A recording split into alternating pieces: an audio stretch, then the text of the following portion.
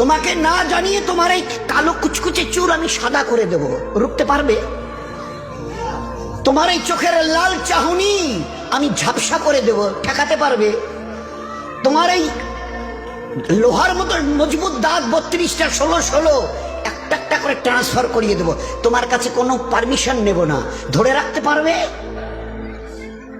এইভাবে আস্তিন গোটানো মাসেল ফোলানো ধরে রাখতে পারবে তো? এরকম করবে না তো? এইভাবে এরকম হবে না তো?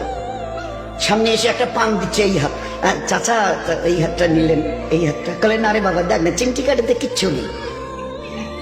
আসমান থেকে আওয়াজ দিচ্ছে, ও হাত তোমার কথা শুনে আমার, এ হাত তোমার কথা শুনে আমার, আমি এর পাওয়ারকে সিজ করে নিয়েছি।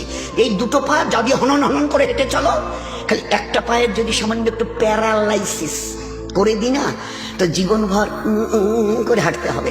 বেডরুম থেকে নিয়ে বাথরুম একদম লাগালাগি, অ্যাটাচড, আমরা বলি না অ্যাটাচড। তুই বেডরুম থেকে নেমে বাথরুম কত 4-5 হাত, বেডরুমের দেয়াল আর এটাই হচ্ছে বাথরুমের দেয়াল, মাঝখানে একটা দরজা, এখান থেকে উঠে ওই ঘর রুমটা পারবে? আছে পাওয়ার? কিসের দেমাগ তোমার? কিসের এই অহংকার তোমার?